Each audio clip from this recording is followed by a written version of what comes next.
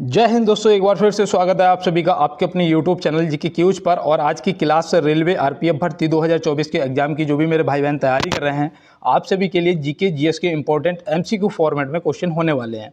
तो अगर मेरा कोई भाई बहन जिसने कांस्टेबल या सब इंस्पेक्टर किसी भी पोस्ट के लिए अप्लाई किया हो, तो आज की क्लास आपके लिए इंपॉर्टेंट होगी। और यहाँ पे मैं आपको बता दूं, करंट अफेयर और साथ में आपके रेलवे से संबंधित और आपके प्रीवियस पेपर में पूछे हुए क्वेश्चन आज की क्लास में आपको मिलने वाले हैं। तो यहाँ पे पहले तो आप देखिए, 1 मिनट देंगे इन सभी भाइयों के लिए जो मुझे प्रॉपर कमेंट करते हैं। जैसे कि यहाँ पे अतुल भैया कह रहे हैं वेरी नाइस सर जी, तो अतुल भैया आपको बहुत बहुत धन्यवाद। भोजपुरी जय हिंद गुरुजी, तो भैया आपको जय हिंद। और यहाँ पे देखो सीमा भास्कर और यूजर और ये विजय सैनी और सुनील यादव और मोनिका और संजय भैया, जितने भी लोग मुझे प्रॉपर करते हैं। अपना खंडवा चेतन भैया कह रहे हैं थैंक यू सर, आप बहुत ही आते क्वेश्चन एग्जाम में आने वाले में। भैया आपको बहुत बहुत धन्यवाद। और यहाँ पे देखो सर आपकी पीडीएफ क्यों नहीं निकल रही, सागर कुमार भैया पीडीएफ क्यों नहीं निकल रही है? क्या टेलीग्राम बैन तो नहीं हो गया है? ऐसा कुछ अगर हो गया हो तो मुझे ज़रूर बताना, तो मैं कुछ और आपके लिए व्यवस्था ज़रूर बनाऊंगा, ठीक है ना। और हालांकि मुझे ऐसा अभी कोई जानकारी नहीं है। और यहाँ पे देखो रंजू कुमारी बेटा आपको बहुत बहुत धन्यवाद। अमरीश भैया, दिलीप मिश्रा, शिंकू भैया, तो आपको बहुत बहुत सभी को धन्यवाद। और चलते हैं अपने क्लास की तरफ। और यहाँ पे देखो आज हमारे लिए बहुत ही महत्वपूर्ण डेट है 5 सितंबर, जो कि हम शिक्षक दिवस के रूप में मनाते हैं। तो यहाँ पे हम आपको बता दें कि देखो, गुरु के लिए आज नतमस्तक होकर हाथ जोड़ के मन में एक लाइन बोलनी है कि गुरु ब्रह्मा गुरु विष्णु गुरु देवो महेश्वरा, गुरु साक्षात पर ब्रह्म तम से श्री गुरुवे नमः। अर्थात गुरु ही ब्रह्मा है, गुरु ही विष्णु हैं और गुरु ही भगवान शंकर हैं, गुरु ही साक्षात पर ब्रह्म है। ऐसे गुरुओं को मैं प्रणाम करता हूँ। तो मेरे पहले गुरु मेरी माँ, और द्वितीय मेरे जो गुरु जिन्होंने मुझे इस दुनिया में सरवाइव करना, रहना और चलना और अनुशासन सिखाया है, तो मैं अपने उन सभी गुरुओं को जिनसे मैंने कुछ भी सीखा है, सभी को नतमस्तक प्रणाम करता हूँ। और चलते हैं दोस्त अपने क्लास की तरफ। देखो आज बहुत ही इंपॉर्टेंट क्वेश्चन है दोस्त, सभी को नोट करेंगे और लिखेंगे। और आज ये मुझे लगता है कि टेस्ट 1 है आपका, जिसमें आप अपना स्कोर बताएंगे कि आपका कितना सही हुआ है। ईमानदारी से करना है दोस्त, और कितना आपके रॉन्ग हो गए क्वेश्चन और कितने आपने स्किप कर दिए, तो ये आज आप जरूर बताएंगे क्लास के अंदर। और चलते हैं दोस्त अपनी क्लास में। तो यहाँ पे दिया है भारतीय रेलवे का राष्ट्रीयकरण कब किया गया था, तो आप इसका फटाफट सही जवाब करिएगा कि भारतीय रेलवे का राष्ट्रीयकरण कब किया गया था। तो यहाँ पे सही जवाब आपका हो जाएगा 1951, जो कि ऑप्शन सी में दिया गया है। 1951 आपका सही जवाब हो जाएगा। और मैं यहाँ पे आपको बता दूं कि आपसे एक प्रश्न ये भी पूछ लिया जाता है कि भारतीय रेलवे भर्ती बोर्ड की संख्या कितनी है। जो भारतीय रेलवे भर्ती बोर्ड है उनकी संख्या कितनी है, तो आप क्या बताएंगे? 21 है। कितनी? 21 है। तो ये भी आप ध्यान में रखेंगे। और आपको बता दूं कि एशिया का सबसे बड़ा रेलवे नेटवर्क भारत का है, ठीक है ना, तो ये भी आप ध्यान रखना। और दुनिया में दूसरे स्थान पे आते हैं, तो इसको भी आप ध्यान में रखेंगे। तो चलते हैं दोस्तों अपने अगले प्रश्न की तरफ और देखते हैं हमारा अगला क्या है। देखो यहाँ पे दिया गया है कि दक्षिण रेलवे मुख्यालय की स्थापना कब की गई थी। दक्षिण रेलवे मुख्यालय की जो स्थापना है वो कब की गई थी और इसका मुख्यालय कहाँ स्थित है, तो आप क्या बताएंगे? तो यहाँ पे आपका जो प्रश्न का जवाब है वो हो जाएगा 14 अप्रैल 1951। क्या हो जाएगा? 14 अप्रैल 1951 आपका बिल्कुल सही जवाब हो जाएगा। देखो इनको बिल्कुल नोट कर लेना दोस्त, ये आपके लिए इंपॉर्टेंट है। और इनके जो मुख्यालय है वो भी याद रखना है। इसका मुख्यालय है चेन्नई में। कहाँ पर है दोस्त? चेन्नई में है, तो इसको भी आप ध्यान में रखेंगे। यहाँ पे 5 नवंबर 1951 दे रखा है। इसमें जो स्थापना हुई थी वो हुई थी छत्रपति शिवाजी महाराज टर्मिनल मुंबई की, ठीक है ना। तो ये भी आप ध्यान में रखेंगे। इसका जो मुख्यालय है वो कहाँ है? मुंबई में। तो ये आप ध्यान में रखेंगे। ये आपकी मध्य रेलवे है। कौन सी? मध्य रेलवे की बात कर रहे हैं, तो मध्य रेलवे आप याद रखेंगे, ठीक है ना। और देखो यहाँ पे अगर पूर्व रेलवे की बात करें तो पूर्व रेलवे का जो मुख्यालय है वो कहाँ है? कोलकाता में है। तो ये भी आप ध्यान रखना। और इसकी स्थापना 14 अप्रैल 1952 में हुई है। तो ये आपके लिए देखो इंपॉर्टेंट है। और देखो मुंबई से 2 याद रखना। एक आपका 5 नवंबर 1951 में ही उसकी भी स्थापना हुई थी, जिसे आप बोलते हैं पश्चिमी रेलवे चर्च गेट मुंबई। क्या बोलते हैं? पश्चिमी रेलवे चर्च गेट मुंबई। और मध्य रेलवे आपका ये ऑप्शन जो मैंने अभी भी आपको बताया था 5 नवंबर 1951 में दोनों की हुई थी। चर्च गेट और छत्रपति शिवाजी महाराज टर्मिनल दोनों की जो स्थापना है 5 नवंबर 1951 को हुई थी। और कोलकाता आपकी पूर्व रेलवे मैंने यहाँ पे बता दिया है। तो इन सभी को देखो नोट कर लो दोस्त, और पीडीएफ के लिए अगर टेलीग्राम में कोई दिक्कत आ रही है तो आप मुझे कमेंट बॉक्स में जरूर बताना, ठीक है ना। तो मैं व्हाट्सएप पे कोई ना कोई व्यवस्था आपके लिए कर दूंगा, तुरंत व्हाट्सएप ग्रुप को ज्वाइन कर लेना और वहाँ से आप पीडीएफ प्रॉपर लेने लग जाना। तो यहाँ पे देखो दिया गया है भारतीय रेलवे का मूल मंत्र क्या है। भारतीय रेलवे का मूल मंत्र क्या है। देखो ये इंपॉर्टेंट मुझे लग रहा है कि हो सकता है पूछ लिया जाए, क्योंकि जिस चीज़ का हम पेपर देने जा रहे हैं उसके बारे में अगर हमें मूल मंत्र भी उसका नहीं पता है तो हम फिर कैसे करेंगे, है ना। तो यहाँ पे याद रखना सुरक्षा, संरक्षा और समय पालन। ऑप्शन सी जो है वो बिल्कुल आपका सही जवाब हो जाएगा। ऑप्शन सी क्या हो जाएगा यहाँ पे, बिल्कुल आपका राइट जवाब हो जाएगा, ये आपको ध्यान रखना। और आपको पता है भारतीय रेलवे का शुभांकर कौन है। भारतीय रेलवे का जो शुभांकर है वो क्या है, तो अगर नहीं पता है तो दोस्त नोट कर लो। देखो हो सकता है आपको ज़रूरत पड़ जाए, तो याद रखना भोलू। क्या है, भोलू। ये भोलू क्या है, हाथी है या शेर है, आप कमेंट बॉक्स में बताना। और पता है ये पता है कब इसका 24 मार्च 2023 को ये वो किया गया था, क्या बोलते हैं, मतलब कि जो भोलू है वो शुभांकर नियुक्त किया गया था, ऐसे याद रखना, ठीक है ना। और चलते हैं दोस्त अपने चौथे क्वेश्चन की तरफ। गणगौर त्यौहार ऐतिहासिक रूप से किस राज्य का मूल त्यौहार है। देखो त्यौहार आपके लिए मुझे लगता है कि इम्पोर्टेंट हैं। आप एक त्यौहार हो सकता है कि आपसे पेपर में पूछा जाए, तो याद रखना जो गणगौर त्यौहार है वो ऐतिहासिक रूप से राजस्थान में मनाया जाता है। कहाँ पर, राजस्थान। ऑप्शन सी यहाँ पे क्या हो जाएगा, हमारा बिल्कुल राइट जवाब हो जाएगा। उत्तर प्रदेश में आपकी वो आ जाती है, क्या बोलते हैं, देखो ये होली दीपावली तो होती ही होती है, साथ में देखो नौटंकी पूछा जाएगा। नौटंकी कहाँ से संबंधित है, तो उत्तर प्रदेश से है। और उत्तर प्रदेश से आपसे वो पूछा जा सकता है, क्या कहते हैं उसे, कथक नृत्य पूछा जा सकता है। तो ये भी याद रखना, कहाँ से, उत्तर प्रदेश से। बिहार से छठ पर्व पूजा होती है ना, छठ पर्व पूजा होती है। और विदेशिया नृत्य है, तो ये भी आप क्या करेंगे, याद रखेंगे, ठीक है ना दोस्त। तो चलते हैं अपने अगले प्रश्न की तरफ। और रंगोली कहाँ मनाई जाती है, रंगोली महाराष्ट्र में मनाई जाती है, तो वो भी आप ध्यान में रखना। देखो यहाँ पे दिया गया है निम्नलिखित में से उस्ताद असद अली खान कौन से वाद्य यंत्र का वादन करते थे। उस्ताद असद अली खान कौन से वाद्य यंत्र का वादन करते थे, तो ये आप यहाँ पे क्या बताएंगे। यहाँ पे मुझे लगता है कि जो आपको रुद्र वीणा दे रखा है, ऑप्शन बी सही जवाब आपका हो जाएगा। और ये सबसे पुराना है, सबसे पुराना है, ये भी आप याद रखना। और यहाँ पे देखो सितार के जनक कौन है, सितार के जनक कौन है, तो याद रखना आमिर खुसरो। कौन है, आमिर खुसरो, तो वो भी आप ध्यान में रखेंगे। तो चलते हैं दोस्त अपने अगले प्रश्न की तरफ और देखते हैं हमारा अगला क्या है। देखो यहाँ पे दिया गया है निम्नलिखित में से कौन सी पंचवर्षीय योजना पूर्णतः विफल रही थी। कौन सी पंचवर्षीय योजना है जो पूर्णतः विफल रही थी, तो आप यहाँ पे क्या बताएंगे। तो याद रखना वो थी पंचवर्षीय योजना तीसरी। कौन सी थी, तीसरी। और मैं आपको बता दूं इसी पंचवर्षीय योजना में पता क्या हुआ था, इसी में सूखे की समस्या हो गई थी। क्या, सूखे की समस्या हो गई थी, सूखा पड़ गया था। तो ये भी आप याद रखना, हो सकता है आपसे पूछ लिया जाए। और देखो इसके बाद ठीक क्या हुआ था, इसके बाद हुआ था योजना अवकाश काल। क्या हुआ था, योजना अवकाश काल, कब से कब तक रहा, तो ये भी हो सकता है कि पेपर में पूछा जा सकता है। तो याद रखना ये 1966 से लेके 3 साल मतलब कि 1969 तक रहा, ठीक है ना। 1966 से 1969 तक। और देखो मैंने जैसा कि आपको कल भी कहा था, कल तो क्लास हो ही नहीं पाई थी, परसों मैंने आपसे कहा था कि मैं आपको ना अब फास्ट नहीं क्वेश्चन कराया करूँगा, स्लो कराऊंगा, ताकि आपको यार लिखने में भी आराम रहे और समझ भी सही से है। देखो यहाँ पे दिया गया है भारतीय रेल के ब्रॉड गेज बड़ी लाइन की चौड़ाई कितनी होती है।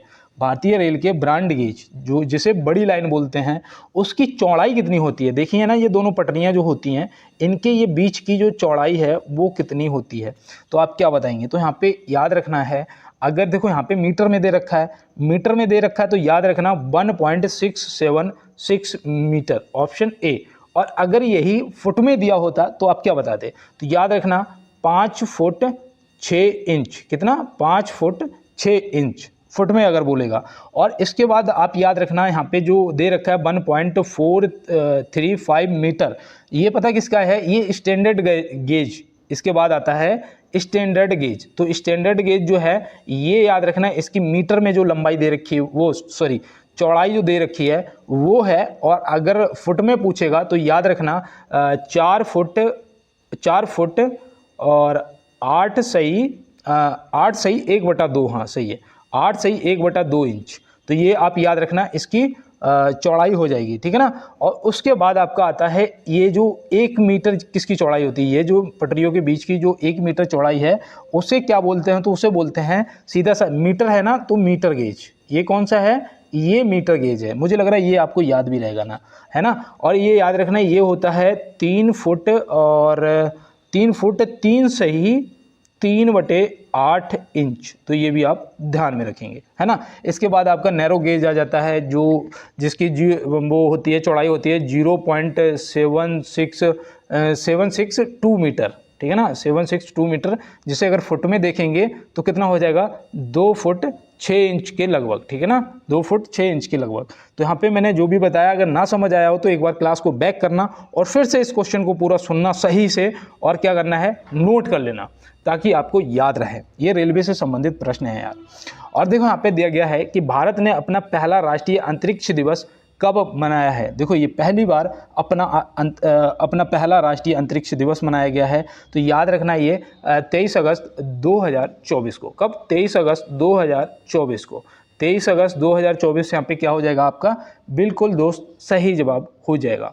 और चलते हैं दोस्त अपने अगले प्रश्न की तरफ। किस अनुच्छेद में लोक नियोजन के विषय में अवसर की समानता दिया गया है। देखो यहाँ पे लोक नियोजन जो है, आपको सुन के ऐसा लग रहा होगा कि ये पता नहीं कितना हार्ड क्वेश्चन है ना। लेकिन अगर आपसे ये यहाँ पे अवसर की समानता की बात करते हैं कि अवसर की समानता कौन से आर्टिकल में दी गई है, तो आप कटाक से बता देते भैया आर्टिकल 16 है। क्या, ऑप्शन बी जो यहाँ पे दे रखा है आर्टिकल 16, तो आर्टिकल 16 आप तुरंत बता देते कि भैया ऑप्शन बी में दिया गया है। तो ये आपको देखो बिल्कुल याद है। अब यहाँ पे अनुच्छेद 17 की अगर बात करेंगे तो इसमें क्या आ जाता है, अस्पष्टता उन्मूलन। क्या आ जाता है, अस्पष्टता उन्मूलन जो है, उन्मूलन, वो आपका आर्टिकल 17 जिसे बोलते हो छुआछूत, है ना। तो ये भी आप याद रखना। और देखो यहाँ पे जो अनुच्छेद 14 दे रखा है, इसमें याद रखना, इसमें विधि के समक्ष समानता का अधिकार है। किसमें, विधि के समक्ष समानता का अधिकार। और ये अवसर की समानता का अधिकार 16 में है, ठीक है ना। तो ये आपको ध्यान में रहेगा ना। अगर मैं यहाँ पे आपसे आर्टिकल 18 की बात करूँ, अगर यहाँ पे आर्टिकल 18 की बात करूँ, इसमें क्या दिया गया है, तो याद रखना, इसमें उपाधियों का अंत दिया गया है। क्या, उपाधियों का अंत जो है वो आर्टिकल 18 में दिया गया है। तो ये भी आप याद रखना। देखो आर्टिकल 19 की अगर बात करें तो उसमें क्या दिया गया है, उसमें जो अभिव्यक्त एवं भाषण बोलने की जो स्वतंत्रता है वो दी गई है, याद रखना, जिसके तहत पत्रकार लोग आते हैं। तो ये भी आप ध्यान में रखेंगे, है ना। और 20-21 में आपकी पर्सनल स्वतंत्रता आ जाती है, और इस तरीके से आप ध्यान रखेंगे। और चलते हैं दोस्त अपने अगले प्रश्न की तरफ। कौन सा देश सबसे अधिक टिम्बर पैदा करता है। कौन सा ऐसा देश है जो सबसे अधिक टिम्बर पैदा करता है। तो आप यहाँ पे क्या बताएंगे, संयुक्त राज्य अमेरिका। ऑप्शन सी यहाँ पे क्या हो जाएगा, हमारे प्रश्न का, हमारे क्वेश्चन का सही जवाब हो जाएगा। तो ये भी आप ध्यान में रखेंगे। और चलते हैं दोस्त अपने अगले प्रश्न की तरफ। देखो उसी क्वेश्चन पे समय दिया जाएगा जिसपे वाकई में देने लायक होगा, और जो अगर आप, हमें लगता है कि सिर्फ बताओ और बड़ों से काम चल रहा है, तो वो हम सिर्फ बताएंगे और नेक्स्ट क्वेश्चन करेंगे। देखो यहाँ पे दिया है, भूगोल का पिता किसे कहा जाता है। और अपना स्कोर जरूर बताना दोस्त, भूगोल का पिता किसे कहा जाता है। तो यहाँ पे आपका जो ऑप्शन दे रखे हैं, इनमें आपका हिकेटियस जो है, बिल्कुल सही जवाब ऑप्शन ए हो जाएगा। तो ये आप ध्यान में रखेंगे। और ये एक यूनानी थे, कौन थे, यूनानी थे। देखो यहाँ पे यूनानी, ठीक है ना, यूनानी थे। तो ये भी आप ध्यान में रखेंगे, यूनान के वैज्ञानिक थे।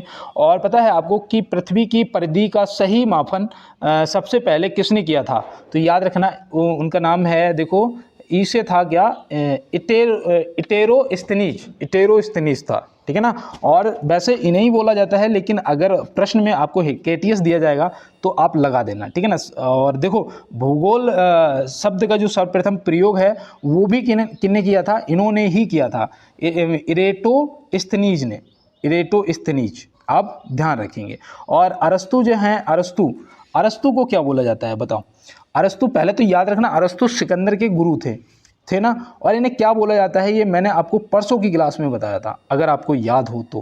देखो यहाँ पे दिया गया है, निम्न में से बलित या मोड़दार पर्वत नहीं है। इनमें से बलित या मोड़दार पर्वत नहीं है, तो वो कौन सा है बताओ। तो याद रखना, वो आपका सही जवाब सतपुड़ा हो जाएगा। ऑप्शन ए क्या हो जाएगा, सतपुड़ा। ऑप्शन ए बिल्कुल सही जवाब हो जाएगा, क्योंकि ये पता है कौन से पर्वत श्रेणी में आता है, ये आता है ब्लैक पर्वत। कौन से, ब्लाक पर्वत श्रेणी में आता है। तो ये आप याद रखना। बलित या मोड़दार जो पर्वत हैं वो आपका हिमालय है, एंडीज है, अल्पास है, एटलस है, ये सब बलित पर्वत की बलित या मोड़दार पर्वत श्रेणी में आ जाते हैं। तो ये आप सभी को हिमालय, एंडीज, एटलस, ये आप सब अल्पास याद रखेंगे। तो चलते हैं अपने अगले प्रश्न की तरफ। किस हवाई अड्डे ने नेट जीरो कार्बन उत्सर्जन हवाई अड्डा का दर्जा प्राप्त किया है? तो ये देखो, मुझे लगता है कि ये देखो आपका करंट का और इम्पोर्टेंट क्वेश्चन भी है, ठीक है ना। और इसको आप फटाफट कमेंट बॉक्स में बताइएगा कि इसमें आपने सही जवाब क्या किया है। तो यहाँ पे देखो आपका जो सही जवाब जो आपका सही जवाब है वो हो जाएगा इंदिरा गांधी एयरपोर्ट, अंतर्राष्ट्रीय एयरपोर्ट दिल्ली। तो ऑप्शन ए यहाँ पे आईजी जो है इंदिरा गांधी अंतर्राष्ट्रीय एयरपोर्ट दिल्ली आपका सही जवाब हो जाएगा। और मुझे उम्मीद है कि आप इस क्वेश्चन को ज़रूर नोट करेंगे क्योंकि ये आपके लिए इम्पोर्टेंट क्वेश्चन भी है। और यहाँ पे देखो दिया गया है सभी मौसम संबंधित घटनाएं किस मंडल में होती हैं। देखो ये प्रश्न मुझे लगता है कि ये प्रश्न कई बार पूछा गया है पेपरों में, मैंने देखा इस चीज़ को, तो मैंने इसे नोट किया कि ताकि आप लोगों के साथ में शेयर किया जाए। तो यहाँ पे जो मौसम संबंधित घटनाएं हैं वो क्षोभ मंडल में होती हैं, जो कि ऑप्शन सी में दिया गया। तो यहाँ पे ऑप्शन सी जो है क्षोभ मंडल आपका सही जवाब हो जाएगा। और मैं आपको बताऊं ये वायुमंडल की सबसे निचली परत होती है। ये वायुमंडल की क्या है? सबसे निचली परत है। तो ये भी आप ध्यान में रखेंगे। और देखो जो वायुयान वगैरह होते हैं, मैंने शायद उस दिन आपको बताया था कि जो वायुयान वगैरह होते हैं वो समताप मंडल में उड़ते हैं। कौन से? समताप मंडल में उड़ते हैं। तो ये भी आप ध्यान में रखेंगे। तो चलते हैं दोस्त अपने अगले प्रश्न की तरफ। पेरिस किस नदी के किनारे स्थित है? पेरिस जो है वो किस नदी के किनारे स्थित है? तो आप क्या बताएंगे? पहले तो ये बताओ कि पेरिस कहाँ, कौन से देश में पड़ता है? कौन से देश में है भाई? तो याद रखना ये है फ्रांस में। कहाँ पर? जहाँ भी वो चल रहे हैं क्या, पैरा ओलंपिक चल रहे हैं, ओलंपिक भी हुए थे। तो ये आप याद रखना। ये पेरिस कहाँ पर है? तो पेरिस फ्रांस में है। और ये कौन सी नदी है? तो सीन नदी के किनारे स्थित है। कौन सी? सीन नदी, मतलब ऑप्शन ए जो है आपका यहाँ पे सही जवाब हो जाएगा। और मैं यहाँ पे आपको बता दूं इरावदी जो है, इरावदी के किनारे मैंने आपको क्या बताया था? रंगून। क्या बताया था? रंगून बताया था। रंगून आपको कैसे याद है? रंगून हमें ऐसे याद है कि 1857 की क्रांति के समय जो दिल्ली से नेतृत्व कर रहे थे क्रांति का बहादुर शाह जफर द्वितीय, उन्हें अंग्रेजों ने पकड़कर कहाँ? रंगून स्थानांतरित कर दिया था। याद है ना? अब रंगून कहाँ पड़ता है दोस्त? बर्मा में पड़ता है। बर्मा जिसका नाम अब म्यांमार है ना। तो इतना सब जानने के बाद मुझे नहीं लगता है कि हम लोग भूलेंगे। देखो डार्लिंग नदी जो है, डार्लिंग नदी के किनारे कौन सा? तो वो आपका हो जाएगा सिडनी। क्या हो जाएगा? सिडनी। सिडनी कहाँ पड़ता है दोस्त? तो सिडनी जो है वो ऑस्ट्रेलिया में पड़ता है। कहाँ? ऑस्ट्रेलिया में। अब यहाँ पे एक वो आ जाता है कि ऑप्शन आपसे पूछेगा कि ऑस्ट्रेलिया की राजधानी क्या है? ऑप्शन में सिडनी दे देता है।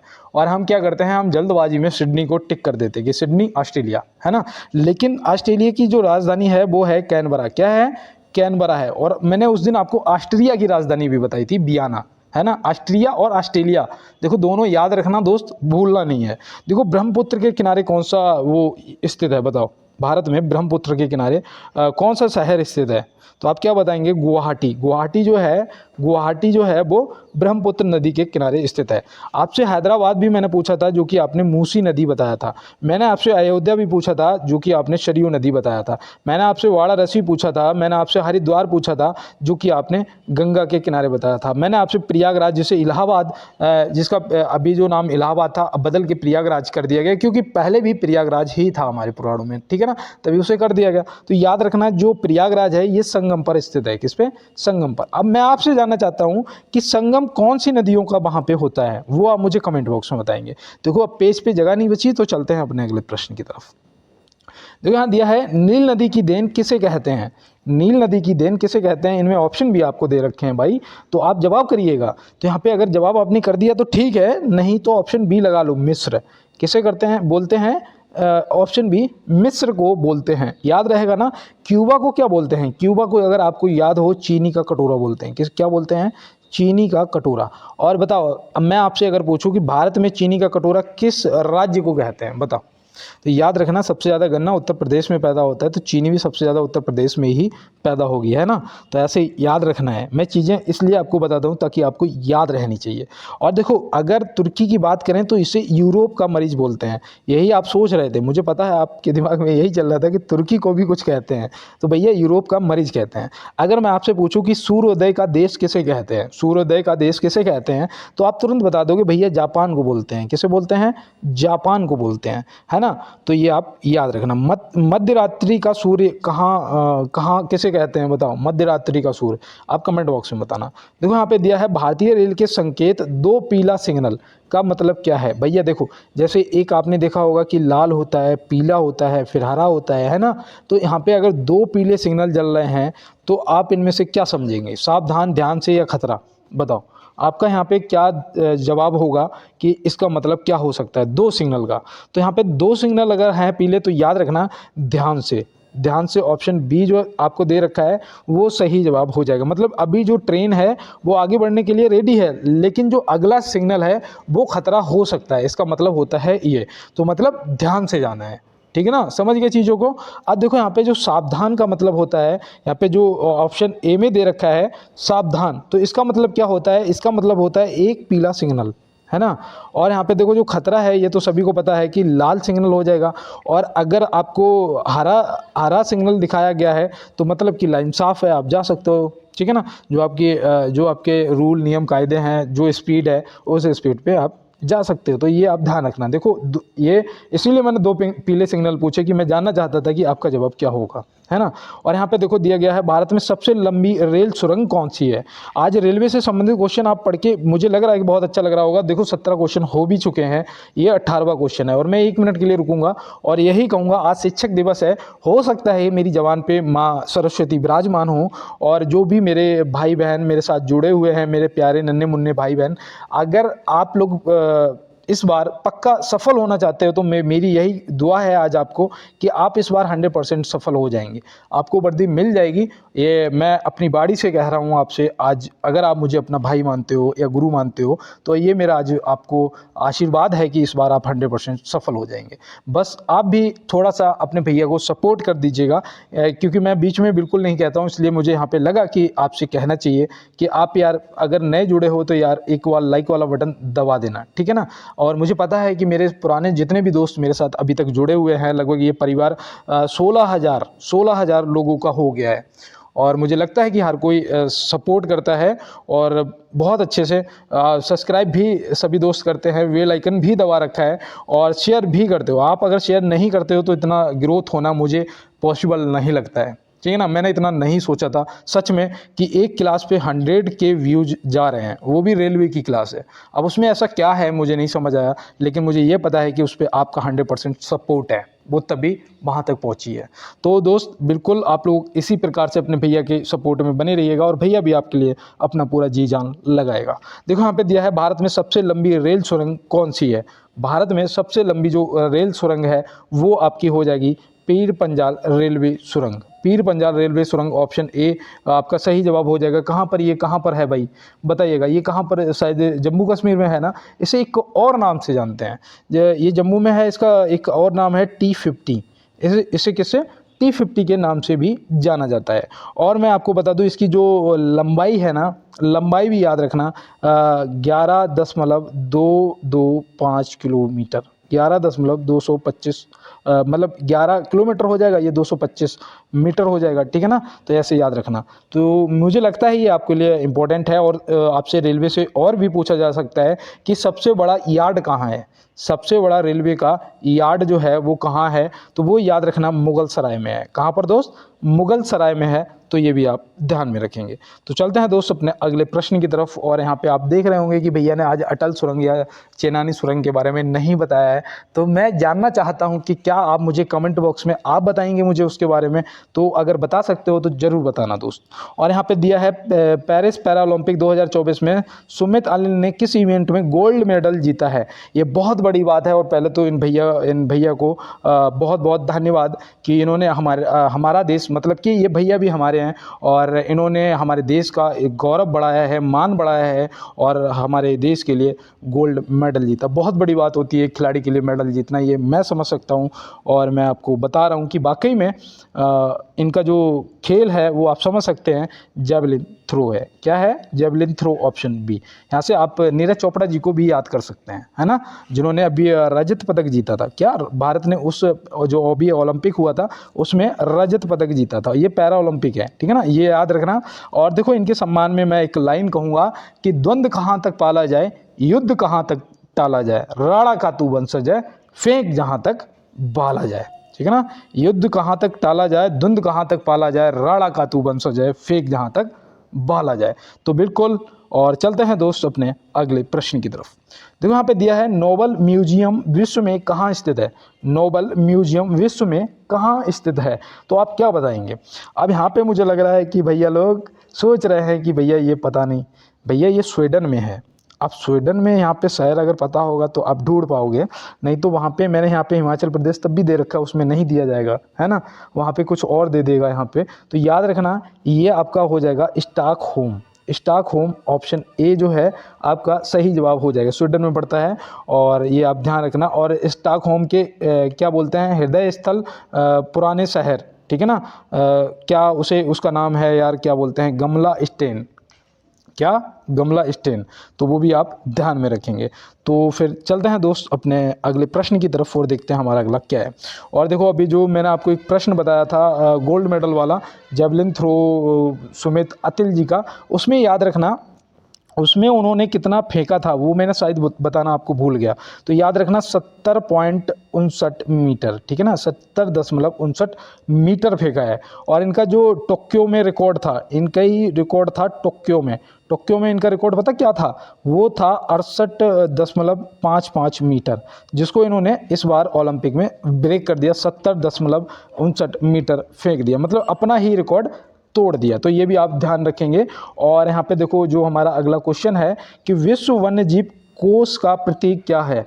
विश्व वन्यजीव कोष का प्रतीक क्या है, तो याद रखना विशालकाय पांडा, ऑप्शन बी जो है वो क्या हो जाएगा, सही जवाब हो जाएगा। और मैं अगर इसकी विश्व वन्यजीव कोष का गठन पूछूं कि इसका जो गठन है वो कब हुआ था, तो याद रखना वो हुआ था 1961 में। कब हुआ था दोस्त, 1961 में। तो ये आप ध्यान रखेंगे। WWF का जो स्थापना वर्ष है वो है 1961। तो चलते हैं दोस्त अपने अगले प्रश्न की तरफ और देखते हैं हमारा अगला क्या है। देखो यहाँ पे दिया है मद्दुमलाई वन्यजीव अभ्यारण्य कहाँ स्थित है। मद्दुमलाई वन्यजीव अभ्यारण्य जो है वो कहाँ पर स्थित है, तो आप क्या बताएंगे। तो यहाँ पे आपका जो नीलगिरी दे रखा है, नीलगिरी ऑप्शन ए, तमिलनाडु, ठीक है ना, कहाँ पर, तमिलनाडु, नीलगिरी आप याद रखेंगे। तो मुझे उम्मीद है आप इसको जरूर नोट भी करेंगे, नीलगिरी। और देखो पलामू याद रखना, पलामू में कौन सा है, तो जो पलामू है ये कहाँ पर पड़ता है दोस्त, ये झारखंड में पड़ता है। कहाँ पर, झारखंड में। और इसमें है वो बेतला राष्ट्रीय पार्क, क्या है, बेतला राष्ट्रीय पार्क स्थित है। तो पलामू आप ध्यान रखेंगे, ठीक है ना। और भरतपुर में कौन सा है, भरतपुर में वो है केवलादेव पश्चिम बिहार, क्या है, भरतपुर में केवलादेव पश्चिम बिहार। तो ये भी याद रखना। भरतपुर कहाँ पड़ता है भैया, राजस्थान में पड़ता है। कहाँ पर, राजस्थान में। और देखो राजस्थान में एक वो भी तो है रणथंभौर, है ना, रणथंभौर भी कहाँ पर है, राजस्थान में स्थित है। तो भैया वो भी हम ध्यान में रखेंगे। तो चलते हैं अपने अगले प्रश्न की तरफ। देखो यहाँ पे दिया गया है संविधान सभा में सभी निर्णय किस आधार पर लिए गए थे। संविधान सभा में सभी निर्णय किस आधार पर लिए गए थे, तो यहाँ पे देखो बहुमत, सर्वसम्मति और सहमति और समायोजन। तो यहाँ पे आपका सही जवाब क्या होगा। देखो जब कई बार आंसर के क्वेश्चन के आंसर ना पता हुआ करें तो पता क्या किया करो, एक ट्रिक जो मुझे लगती है 90% तक सही है, वो क्या है ना, जिसका आंसर ज़्यादा लंबा होता है ना वो सही जवाब हो जाता है। जैसे कि यहाँ पे ऑप्शन सी जो है वो क्या हो जाएगा, सही जवाब आपका हो जाएगा, ठीक है ना दोस्त। तो चलते हैं अपने अगले प्रश्न की तरफ। यहाँ पे दिया गया है आयोडीन और पोटेशियम क्लोराइड के मिश्रण से आयोडीन को अलग किया जा सकता है किस विधि द्वारा। आपको साइंस के भी क्वेश्चन चाहिए थे, है ना, आप लोगों ने बहुत बोला कि भैया साइंस के क्वेश्चन करवाओ, तो बिल्कुल भैया अब यहाँ पे आप इसका जवाब करिएगा कि आयोडीन और पोटेशियम क्लोराइड के मिश्रण से आयोडीन को अलग किया जा सकता है, पर किस विधि द्वारा। तो यहाँ पे आप क्या बताएंगे, यहाँ पे जो आपका सही जवाब है वो होना चाहिए ऊर्ध्वापातन, जो कि ऑप्शन बी में दिया गया है। तो ऊर्ध्वापातन जिसने भी किया है आपका एक और सही हो गया, आप +1 करते जाइएगा, ठीक है ना। और अगर क्वेश्चन आंसर गलत होता है तो -1 करते जाइएगा, और अगर स्किप कर रहे हो तो कोई बात नहीं है, ठीक है ना दोस्त। तो चलना है अपने अगले प्रश्न की तरफ, और बताना जरूर आज 50 में कितना सही किया है आपने। देखो यहाँ पे दिया गया है, पेरिस पैरा ओलंपिक 2024 में एथलीट निषाद कुमार ने ऊंची कूद में कौन सा पदक जीता है। तो आप यहाँ पे क्या बताएंगे। तो यहाँ पे पेरिस ओलंपिक 2024 में एथलीट निषाद कुमार ने कौन सा पदक जीता है, तो वो जीता है और रजत, मतलब कि सिल्वर मेडल। यहाँ पे ऑप्शन बी क्या हो जाएगा, हमारा सही जवाब हो जाएगा। और चलते हैं दोस्त इसके साथ अपने अगले प्रश्न की तरफ। भारतीय रेलवे परिवहन प्रबंध संस्थान कहाँ स्थित है। देखो रेलवे से संबंधित आज मैं आपको बता दूं कि 10 से ज़्यादा क्वेश्चन है ना। पूरी क्लास को देखना, अभी तो कुछ नहीं, अभी तो 25 क्वेश्चन हुए हैं, है ना, अभी आधी क्लास बाकी है। तो यहाँ पे बताओ भारतीय रेलवे परिवहन प्रबंध संस्थान कहाँ स्थित है। तो आप यहाँ पे क्या बताएंगे। तो याद रखना ये लखनऊ में स्थित है। कहाँ पर दोस्त, लखनऊ, जो कि ऑप्शन सी यहाँ पे सही जवाब हो जाएगा। अब अगर इसकी स्थापना की बात करें तो याद रखना इसकी स्थापना 2003 में हुई थी। कब हुई थी, 2003 में हुई थी। तो ये भी आप ध्यान में रखेंगे, ठीक है ना। और पता है रेलवे में जैसे कोई हादसा वगैरह हो जाता है तो जो एक वो है संस्थान है, बचाव और चिकित्सा राहत संस्थान, है ना, बचाव और चिकित्सा राहत संस्थान भी है, वो पता है कहाँ पर है। तो वो है बेंगलोर में दोस्त। कहाँ पर है, बेंगलुरु। देखो यहाँ पे ऑप्शन में दे भी रखा है।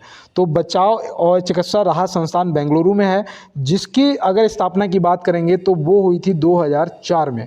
वो कब हुई थी, 2004 में हुई थी। तो ये भी आप ध्यान में रखेंगे। और चलते हैं दोस्त अपने अगले प्रश्न की तरफ। निम्नलिखित में से बल का मात्रक क्या है। बल का मात्रक पूछा गया। मात्रक देखो एसआई मात्रक जो है, एसआई आपको ध्यान में रखना है, आपसे मात्रक पूछे जाएंगे। अब यहाँ पे अगर बल की बात करेंगे तो वो हो जाएगा न्यूटन। क्या हो जाएगा, न्यूटन, जो कि ऑप्शन ए में दिया गया है, ठीक है ना। और देखो अगर जूल की बात करें तो मैंने आपको बताया था कि जूल जो है वो कार्य और ऊर्जा का जो मात्रक है वो क्या है, जूल है ना। यहाँ पे अगर कूलाम की बात करें, कूलाम, तो कूलाम किसका है, विद्युत आवेश का है दोस्त। किसका है, विद्युत आवेश का है। तो ये भी आप ध्यान में रखेंगे, है ना। और अगर मैं आपसे हर्ट्ज की बात करूँ, ये जो ऐसे लिखा होता है हर्ट्ज, तो हर्ट्ज जो है ये आवृत्ति का है। किसका, आवृत्ति का है। तो ये भी आप ध्यान में रखेंगे, है ना। अगर मैं आपसे वोल्ट की बात करूं, वोल्ट बताओ किसका मात्रक है। तो वोल्ट जो है वो विद्युत विभवांतर का है। किसका है, विभवांतर का है। तो ये भी आप ध्यान में रखेंगे, वोल्ट, है ना। तो इन सभी क्वेश्चनों को आप अलग से एक क्या बोलते हैं, नोट्स बनाते हैं ना, तो नोट्स के लिए आप नोट कर लो यार। ये आपके लिए वाकई में काफ़ी इंपॉर्टेंट क्वेश्चन मुझे आज की क्लास में लग रहे हैं। जैसे यहाँ पे दिया है दाब बढ़ने पर पदार्थ का गलनांक ... जाता है, तो क्या हो जाता है, घट जाता है, बढ़ जाता है, तो क्या हो जाता है। तो ये मुझे लग रहा है आज का आपका HW क्वेश्चन होना चाहिए, ठीक है ना। इसका तो आप आंसर करेंगे, बाद बाकी तो आज टेस्ट कर रहे हैं क्या सही है क्या गलत है। यहाँ पे 49 क्वेश्चन बच रहे हैं आपके लिए, क्योंकि ये 28 नंबर मैंने निकाल दिया HW स्पेशल। अगर आप किसी का नहीं तो इसका तो आंसर करना ही करना है आपको। और देखो यहाँ पे दिया है निम्न में से वायुयान का आविष्कार किसने किया था। निम्न में से वायुयान का आविष्कार जो है वो किसने किया था। तो यहाँ पे आप क्या बताएंगे। तो यहाँ पे याद रखना जो वायुयान का आविष्कार है वो राइट बंधुओं ने किया था, राइट ब्रदर्स, ठीक है ना। राइट ब्रदर्स या राइट बंधु लिखा हुआ मिलेगा, आप लगा देना, ठीक है ना दोस्त, आपका सही जवाब हो जाएगा। ग्राहम बेल, इनसे आप क्या याद रखेंगे। इनने पहला तो देखो टेलीफोन का आविष्कार किया। किसका किया, टेलीफोन का। यहाँ पे बना रहा हूँ टा, बन रहा है हाँ। तो टेलीफोन का जो आविष्कार है वो किसने किया, ग्राहम बेल ने किया। और अगर माइक्रोफोन की बात करूं, माइक्रोफोन का आविष्कार किसने किया, तो वो भी ग्राहम बेल ने किया है ना। और देखो गैलीलियो से याद रखना, टेलीस्कोप है ना, टेलीस्कोप जो है वो किसने, गैलीलियो ने किया था। तो ये भी आप ध्यान में रखेंगे। तो चलते हैं दोस्त अपने अगले प्रश्न की तरफ और देखते हैं हमारा अगला क्या है। यहाँ दिया है निम्न में से ऊंचाई मापक यंत्र है। ऊंचाई मापक यंत्र आपको बताना है कि एनीमोमीटर है, ऑडियोमीटर है या अल्टीमीटर है, तो इनमें से कौन सा हो जाएगा आपका यहाँ पे प्रश्न का जवाब। तो आप क्या बताएंगे, इनमें से जो ऊंचाई का मात्रक है वो है अल्टीमीटर, जो कि ऑप्शन ए में दिया गया है। जो वायुयान वगैरह और ये सब होते हैं ना, इनकी ऊंचाई का कैसे पता लगता है, तो ये आप याद रखेंगे, ठीक है ना। अल्टीमीटर जो है ये क्या करता है, ये ऊंचाई मापक यंत्र है। और वायु के बल तथा गति के जो मापन करता है वो होता है एनीमोमीटर। जो वायु का बल और गति का जो मापन करता है वो एनीमोमीटर होता है ना। और ध्वनि की तीव्रता को कौन नापता है, तो वो आइडियोमीटर होता है, ठीक है ना। जो ध्वनि की तीव्रता को नापता है वो कौन होता है, वो आइडियोमीटर होता है। जो दूध की शुद्धता को नापता है वो क्या होता है, वो थर्मामीटर होता है। और देखो जो ताप नापता है आपका बॉडी टेम्परेचर, वो सॉरी, जो दूध की शुद्धता को नापता है, देखो यहाँ पे मुझसे गलती हो गई है, वो होता है लैक्टोमीटर, ठीक है ना। और जो दूध वो से बॉडी टेम्परेचर को नापता है वो होता है आपका थर्मामीटर, है ना। तो ये देखो गड़बड़ हो गया था। भूकंप की तरह जो तीव्रता को कौन, सिस्मोग्राफ होता है ना, सिस्मोग्राफ द्वारा नापा जाता है। तो ये आप सब ध्यान रखेंगे यार। और देखो यहाँ दिया है नीला थोता का रासायनिक नाम क्या है। जो नीला थोता है उसका रासायनिक नाम क्या है, जिसे बताइएगा आप फटाफट, पहले तो इसका जवाब बताइएगा। तो याद रखना कॉपर सल्फेट, क्या होता है, कॉपर सल्फेट। इसको क्या कैसे लिखते हैं, CuSO4, है ना, CuSO4 इसका जो फार्मूला होता है। तो ये आप ध्यान में रखेंगे। और यहाँ पे सोडियम क्लोराइड जो है ये नमक का नाम है, किसका, नमक का नाम है। और देखो ड्यूटेरियम ऑक्साइड जो है ये किसका है, ये मैं आपको पहले भी बता चुका हूँ। जो ड्यूटेरियम ऑक्साइड दे रखा है ये भारी जल का है, किसका नाम है, भारी जल। तो भारी जल भी आप याद रखेंगे। तो मैं उम्मीद करता हूँ इसको आपने नोट कर लिया होगा। और चलते हैं अपने अगले प्रश्न की तरफ। दुनिया के सबसे ऊंचे रेलवे ब्रिज पर चली ट्रेन, यह किस नदी पर बना है। भाई दुनिया का सबसे ऊंचा रेलवे ब्रिज है, मतलब ऐसा समझो जो बुर्ज खलीफा है ना, कितनी ऊंचाई होगी, 300 मीटर होगी, है ना, उससे भी ऊंचा है। अब आप बताओ। तो याद रखना ये जो ब्रिज है ना, ये चिनाव नदी पर बना है, किस पे, चिनाव नदी पर बना है। तो ये तो आपको याद ही रहेगा ना। अब इसकी अगर हम ऊंचाई की बात करें, इस पे देखो पता है, इस पर ट्रेन व्रेन सब चलेंगे। और मौसम से अगर कोई भी वैसा होता है ना, बाढ़ या बर्फ, उसका कोई खास फर्क नहीं पड़ने वाला।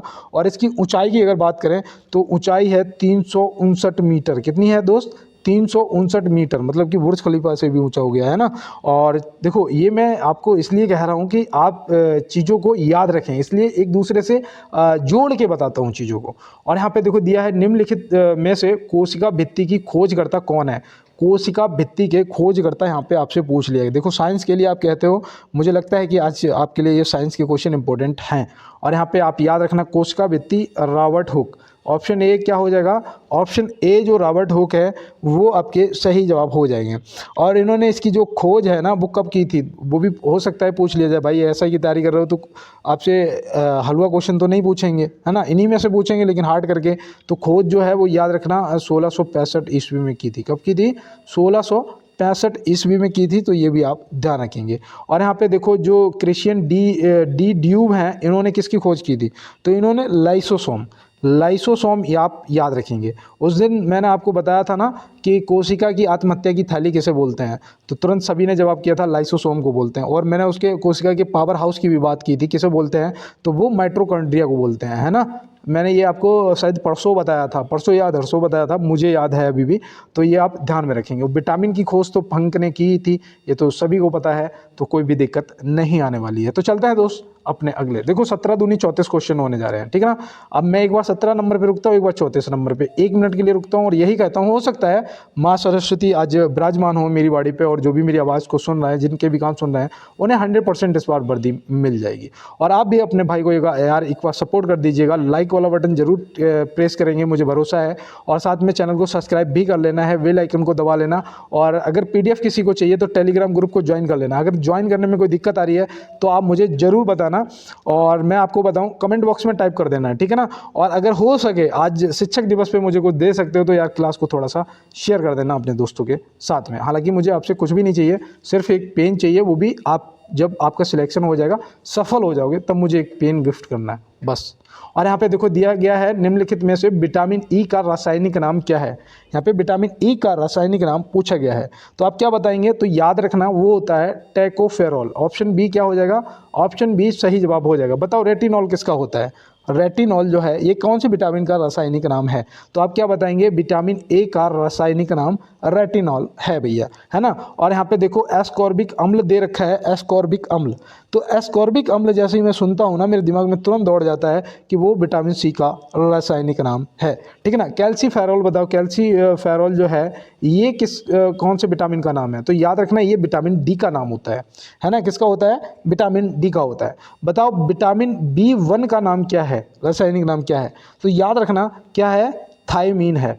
अगर मैं आपसे यहाँ पे विटामिन B12 की बात करूँ तो आप मुझे कमेंट बॉक्स में बताएंगे, ठीक है ना। क्या करोगे? कमेंट बॉक्स में बताओगे।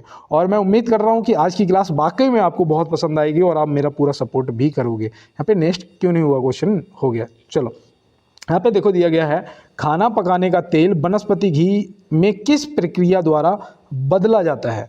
जो खाना पकाने का तेल है वो वनस्पति घी में किस प्रक्रिया द्वारा बदला जाता है? तो आप इसका फटाफट जवाब करिएगा। लेकिन मैं तब तक आपको एक बात बता दूं दोस्त, कहते हैं ना कि जब हमारी आंखें खुली होती हैं तो हम क्या करते हैं, हमें सिर्फ दुनिया दिखती है कि दुनिया ऐसे कह रही है, ये हमारे बारे में ऐसा कह रहा है ना, ये सब दिखता है। लेकिन जब आंखें बंद होती हैं ना तो हम खुद को देख पाते हैं। तो हम क्या होता है, खुद को देख पाते हैं। तो इसीलिए कहते हैं कि कभी अकेला बैठा करो और सोचा करो, खुद से बातें किया करो, तो शायद आपके सवालों का जवाब आप खुद में बन जाएंगे। आपको आपके सवालों का जवाब मिल जाएगा, लेकिन कब? जब आप खुद में डूबेंगे और खुद से पूछेंगे, है ना। तो इसीलिए कहते हैं कि रुकना नहीं है और थकना नहीं है और जान लगा देनी है या फिर जाने देना है। तो जाने तो नहीं देना है, इस बार जान लगानी है। तो इसका जो प्रश्न का जवाब है, अब मुझे उम्मीद है कि आपने इसका जवाब लगा दिया होगा, सही जवाब कर दिया होगा। तो सही जवाब यहाँ पे कुछ था ही नहीं, हाइड्रोजनीकरण था, जो कि ऑप्शन बी में दिया गया था। लेकिन मैंने ये देखने के लिए किया था कि आपने ऑप्शन सी लगाया होगा, है ना। तो चलते हैं अगले प्रश्न पे।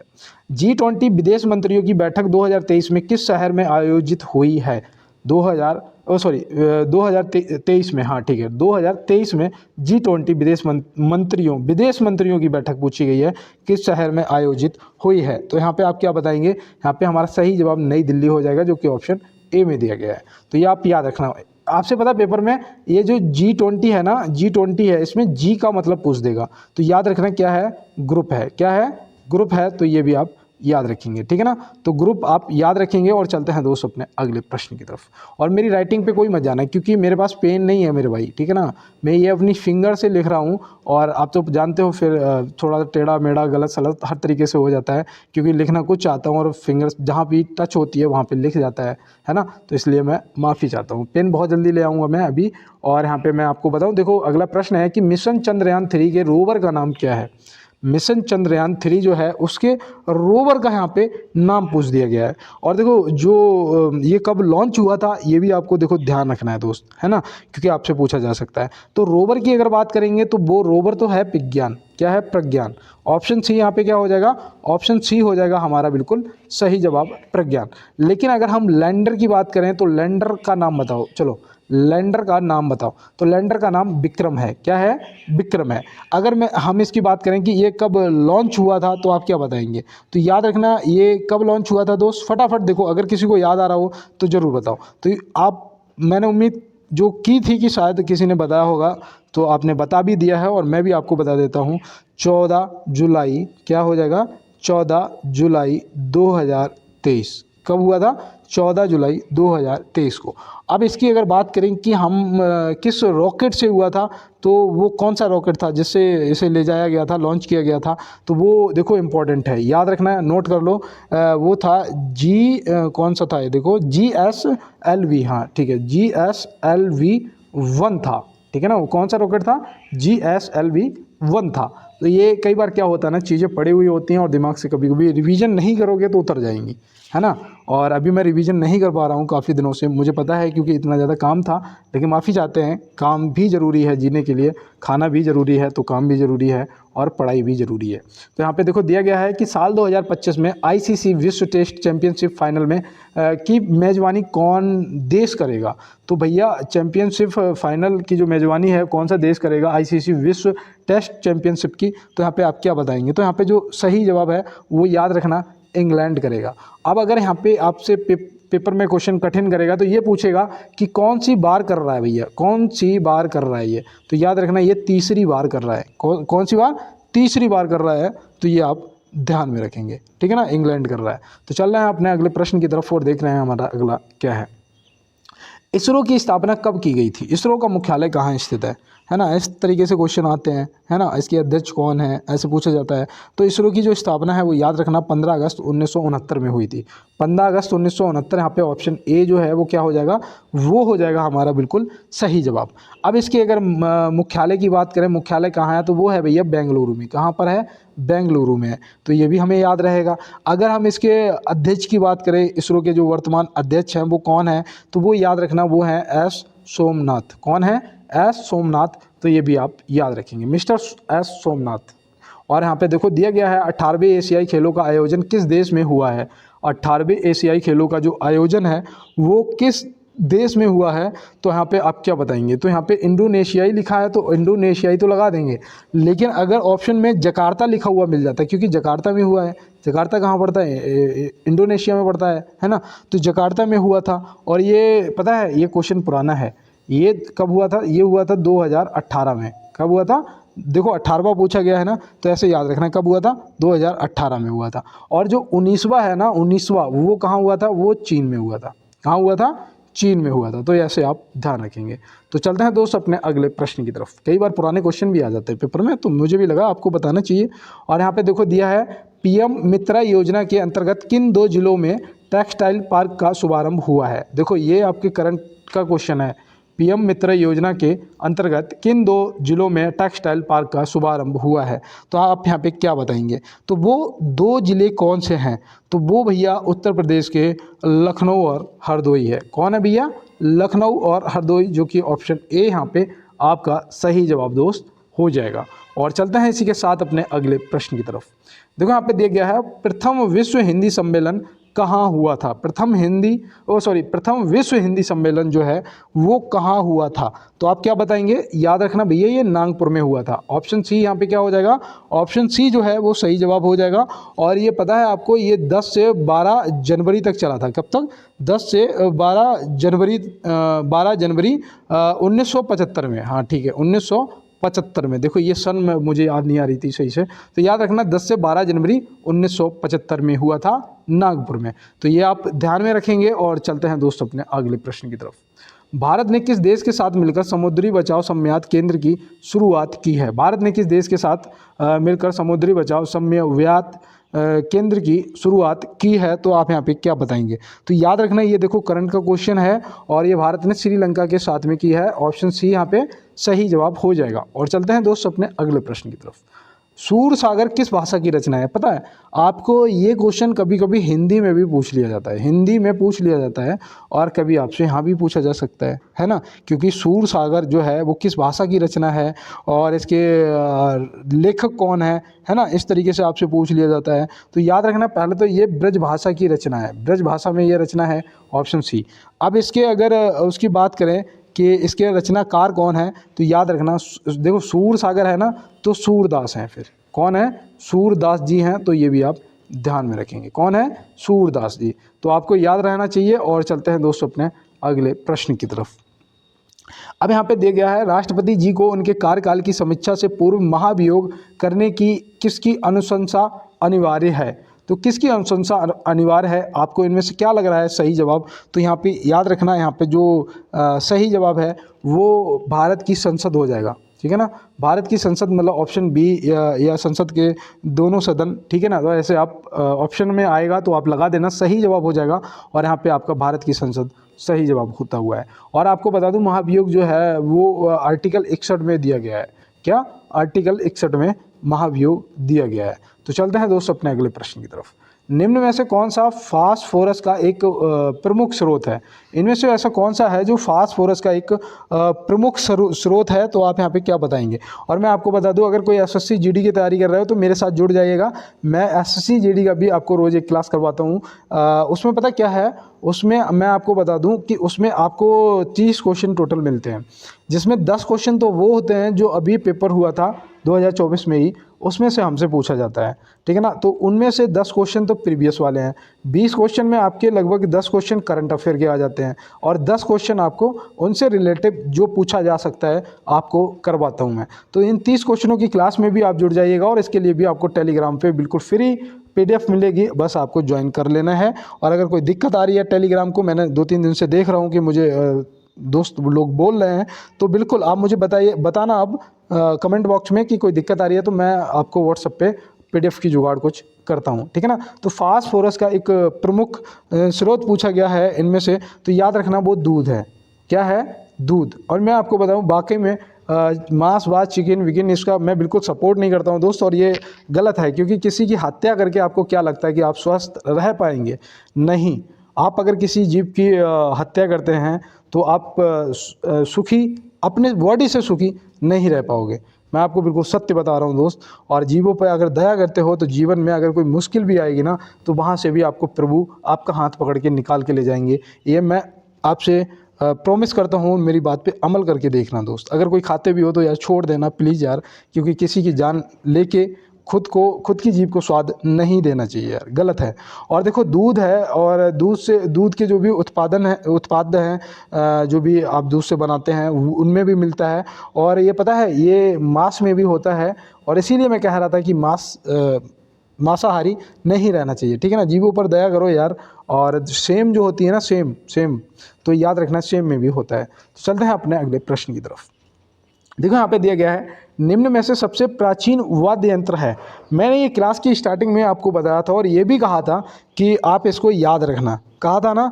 इसीलिए कहा था कि यहाँ पे आप बीड़ा जवाब एकदम से सटीक जवाब ऑप्शन सी लगा देंगे और बिल्कुल बता देंगे कि भैया सही जवाब है। और आपका ये देखो सितार है, तबला है, और आपका वो सरोद है, ठीक है ना, सरोद है। ये यंत्र जो भी आपके हैं ये मध्यकालीन वाद्य यंत्र हैं, मध्यकालीन वाद्य यंत्र हैं। और ये बीड़ा आपका सबसे प्राचीन है, ठीक है ना। माँ भगवती के हाथों में भी आपने देखा होगा, है ना। तो ये आप ध्यान में रखना। यहाँ पे दिया है भारतीय चारागाह एवं चारा अनुसंधान संस्थान स्थित है। भारतीय चारागाह एवं चारा अनुसंधान संस्थान जो है ये कहाँ पर स्थित है? तो ये याद रखना है दोस्त, ये झांसी में स्थित है, ठीक है ना। ऑप्शन ए हो जाएगा। और दूसरा मैं यहाँ पे आपको बता दूँ, इसकी स्थापना वर्ष भी याद रखना। क्या? इसका स्थापना वर्ष भी याद रखना, वो हो जाएगा 1962, ठीक है ना। इसको नोट कर लो, क्या 1962 में इसकी स्थापना हुई थी। और मैं आपको बता दूं जो इसके बाद ना ये प्रशासनिक नियंत्रण में भी गया था। ये कब गया था ये आपसे पूछा जा सकता है। तो याद रखना है ये 1966 में प्रशासन के नियंत्रण में पहुंच गया था, है ना। तो ये भी आप ध्यान में रखना। तो चलते हैं दोस्त अपने अगले प्रश्न की तरफ। ये पॉइंट मैंने नोट करा था, ठीक है ना, क्योंकि मुझे याद नहीं रहता, मुझे पता था तो मैंने उसे नोट किया था, इसीलिए मैंने इसे पढ़ के आपको बताया। और देखो यहाँ पे दिया गया है, अंतर्राष्ट्रीय श्रम संगठन का मुख्यालय स्थित है। अंतर्राष्ट्रीय श्रम संगठन का जो मुख्यालय है वो कहाँ स्थित है? इसकी स्थापना कब हुई? इसमें कितने देश सदस्य हैं? ये आपसे पूछा जा सकता है। तो याद रखना ये जिनेवा हो जाएगा। जिनेवा ऑप्शन बी यहाँ पे क्या हो जाएगा? हमारा सही जवाब हो जाएगा स्विट्जरलैंड, है ना, स्विट्जरलैंड। मैं आपको बताऊँ सबसे ज़्यादा मुख्यालय मुझे लगते हैं कि स्विट्जरलैंड में ही स्थित है ना। सही क्या बता रहा हूँ ना, ये आप जरूर मुझे बताना। और इसकी स्थापना याद रखना 1919 में हुई थी, जब भारत में जलियांवाला बाग हत्याकांड हुआ था, है ना। तो ये भी आप ध्यान में रखेंगे। इसकी कब हुई थी स्थापना? 1919 में हुई थी। इसमें 187 देश सदस्य हैं। कितने? 187 देश सदस्य हैं। तो ये भी आप याद रखना दोस्त। और चलते हैं दोस्त अपने अगले प्रश्न की तरफ। जगन्नाथ मंदिर किस राज्य में स्थित है? जगन्नाथ मंदिर, देखो मंदिरों से संबंधित भी क्वेश्चन पूछे जाते हैं और हो सकता है कि पेपर में यार पूछ लिया जाए। तो याद रखना जगन्नाथ मंदिर जो है ये उड़ीसा के पुरी जिले में स्थित है। कहाँ पर? उड़ीसा के पुरी जिले। ऑप्शन बी जो है सही जवाब आपका हो जाएगा। और भुवनेश्वर में याद रखना लिंगराज मंदिर स्थित है। कौन सा? लिंगराज मंदिर आपका कहाँ पर हो जाएगा? भुवनेश्वर में हो जाएगा। और पुरी में एक मंदिर और याद रखना आपका सूर्य मंदिर हो जाएगा। कौन सा? सूर्य मंदिर जो है ये भी आपका पुरी में है, ठीक है ना। बताओ तमिलनाडु में कौन सा मंदिर स्थित है? ये आप मुझे आज एक कमेंट बॉक्स में बताएंगे दोस्त। और मैं आपको बता दूं क्या भोलेनाथ का कोई मंदिर स्थित है क्या तमिलनाडु में? आप मुझे देखो कमेंट बॉक्स में ज़रूर बताना। और दोस्त आज शिक्षक दिवस था, मुझे लगता है कि आपने अपने गुरुओं को ज़रूर नतमस्तक होकर प्रणाम किया होगा, उनसे कॉल किया होगा या किसी ना किसी तरीके से संपर्क किया होगा और गुरु का आशीर्वाद जरूर लिया होगा। और वैसे तो हम लोगों के साथ हमेशा गुरुओं का आशीर्वाद रहता है, तभी हम लोग जीवन में आगे बढ़ पा रहे हैं या कुछ कर रहे हैं, है ना। कुछ कर रहे हैं। बेशक अभी कामयाब नहीं है, लेकिन कहते हैं ना कि सफलता का मतलब ये नहीं है कि नौकरी लग जाना, है ना। सफलता का मतलब है कि हमें जीवों पर दया करनी है और हम सामने वाले के कष्ट को समझ पाएँ और उसके कष्ट को दूर करने के लिए प्रयास कर पाएँ, उसकी हेल्प कर पाएँ। बस जीवन में बहुत आनंद है दोस्त इसके आगे। और मिलते हैं दोस्त नेक्स्ट क्लास में नेक्स्ट प्रश्नों के साथ में। तब तक मेरे सभी दोस्तों को मेरा जय हिंद।